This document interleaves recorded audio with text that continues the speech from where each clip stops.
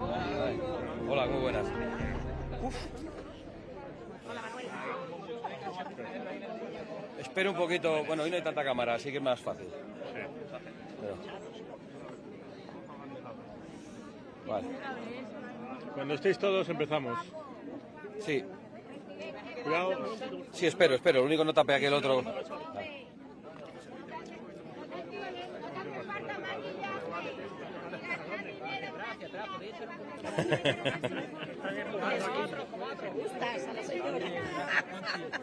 El ligue la salió. Luego ya me bajan los humos en casa. O sea, llego y me dan con la zapatilla en cuanto entro. ¿Algo habrás hecho? No sé. Es que no nos dejáis grabar, si vaya a poder ahora. Es que no nos dejáis grabar, ¿vale? Un momentito, si ahora... Venga, un momentito, si ahora después vaya a poder... Vale, yo creo que está, ¿verdad? Ah, vale. Bueno, muy buenos días y muy buenos días y muchísimas gracias a todos los asistentes, a todos los curiosos y simpatizantes y por supuesto también a los medios de comunicación que han acudido a esta declaración y a esta comparecencia ante los medios. Yo quería, en primer lugar, recordar que estamos en los días en los que se celebra el aniversario de un momento muy triste en España. Hace prácticamente un año que toda España se apagó y se quedó a oscuras por primera vez en su historia. Y desde hace un año no hemos escuchado ninguna explicación y no ha habido ningún tipo de dimisión. Es más, no hay absolutamente nada en la política que entorpezca el plan siniestro de seguir arrancando olivos para poner placas solares en tierras de cultivo. Y esto es el plan del fanatismo climático que quieren imponernos unos y otros. Y esto es lo que nosotros queremos denunciar con toda claridad, porque creemos que el fanatismo climático, el fanatismo verde, que arruina a nuestra población y que mata, como mató en la Dana y como mató también a algunos de nuestros compatriotas en el apagón, es un acto de corrupción. Creemos también que la corrupción mata, como lo ha hecho en Adamuz, provocando el fallecimiento de 45 de nuestros compatriotas. Y lo que está ocurriendo es que todos aquellos que denunciamos los crímenes, las mentiras, las traiciones y las corrupciones de este gobierno, se nos intenta silenciar por muchas vías, calumniándonos de todas las maneras e incluso con una violencia premeditada y orquestada como la que estamos padeciendo en algunos de nuestros eventos públicos, en Granada el otro día y ayer en Cádiz, en actos que están siendo organizados directamente por el Ministerio de Marlaska. Actos de acoso que lo que hacen es proteger y mantener a 5 metros de familias y de ciudadanos pacíficos que quieren escucharnos y están protegiendo a aquellos que vienen a insultarnos, a lanzar objetos y a amedrentarnos.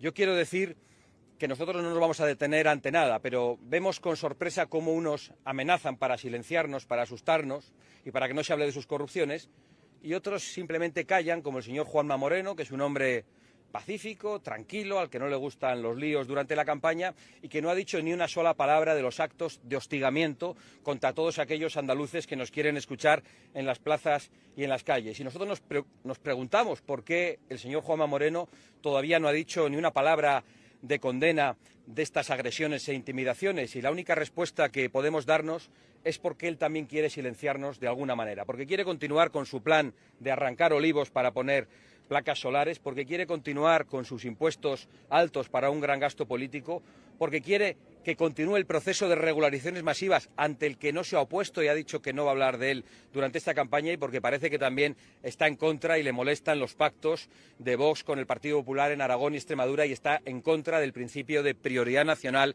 en el acceso a las ayudas sociales y a la vivienda, que se ponga a los españoles en primer lugar. Con todas estas dificultades nosotros vamos a seguir adelante la campaña, gracias a Dios con un gran apoyo y un gran respaldo absolutamente por todas las calles, pueblos y ciudades que estamos visitando. Les agradezco su atención y me pongo a su disposición para las preguntas que quieran plantear.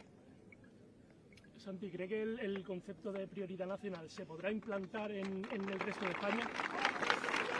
Yo creo que no solo se va a poder implantar, sino que se va a implantar, de hecho, más pronto que tarde. Tiene todavía un largo recorrido de cambios legislativos a nivel regional, a nivel nacional, cuando alcancemos el gobierno de la nación, y también a nivel europeo. Pero no tengo ninguna duda de que es un concepto basado en el sentido común, que es un concepto de justicia, que es un concepto apoyado mayoritariamente por los españoles. Voten a Vox, voten al Partido Popular o voten al Partido Socialista, porque nadie entiende que los españoles más humildes estén siendo discriminados de manera total en el acceso a las ayudas sociales y en el acceso a la vivienda pública. Eso es lo que nosotros queremos cambiar y lo hacemos con el poco apoyo que todavía nos van dando y con lo que vamos logrando gobierno a gobierno, pero está muy lejos de nuestra ambición, de que ese plan, de que la prioridad nacional sea absoluta, llegue a donde nosotros queremos que llegue. Estamos dando los primeros pasos y nos sentimos muy respaldados por nuestro pueblo y a la vez pues muy criticados y calumniados por todo tipo de instituciones que están dando las espaldas a los españoles. Señor presidente, ¿se puede hacer pregunta a nivel No, es para los periodistas, luego yo me quedo aquí con todos ustedes. Ah, bueno, claro. Sí. ¿Y Pero qué usted... opinión le suscita el nuevo presidente de Hungría? No tengo ninguna valoración todavía. Ya saben que somos aliados del señor Víctor Orbán, como de la señora Meloni. Tenemos aliados con los que coincidimos en muchas cosas, sobre todo en la defensa de las fronteras, de la soberanía nacional y en nuestra oposición a las políticas verdes que arruinan el campo. Veremos qué es lo que pasa en Hungría a partir de ahora. Muchas gracias. Presidente, quería preguntarle, volviendo a lo de la Primera Nacional, que es las palabras que no paran de repetirse, en las comunidades en las que ya se ha aprobado hay ya discrepancias, parece, al menos el Partido Popular se está desmarcando. ¿En qué medida se va a adoptar, se va a concretar en esas comunidades? Bueno, yo le pido a usted información que desconozco en este momento. ¿Dónde están esas discrepancias? ¿Quién ha planteado discrepancias en esas comunidades? El Partido Popular ha asegurado que se va a tener en cuenta el arraigo. No sé si ustedes están de acuerdo. Bueno, la prioridad nacional es un concepto que exige muchas reformas legislativas.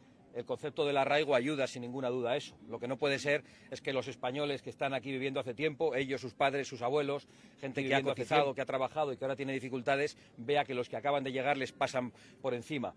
Y eso se va a terminar y, por lo tanto, el concepto de arraigo ayuda a que el concepto de prioridad nacional se pueda ir ejecutando poco a poco. No hay ninguna discrepancia ni en Extremadura ni en Aragón. Sí es verdad que hemos escuchado discrepancias de otros señores del Partido Popular, donde todavía no se han celebrado elecciones. Me refiero al señor Juanma Moreno, que se ha opuesto a este concepto, y a la señora Isabel Díaz Ayuso. Yo, lógicamente, no estoy de acuerdo con ellos, pero les agradezco su claridad, porque así los andaluces podrán votar también sabiendo lo que votan, y los madrileños, cuando pueden hacerlo, sabrán votar sabiendo lo que votan. Después habrá un veredicto de las urnas. Yo espero que tomen buena nota los andaluces de cuál es la posición del señor Juanma Moreno, nos den un gran respaldo y que tengamos la fuerza suficiente para influir en el próximo gobierno de la Junta de Andalucía. Muchas gracias a todos, muy amables.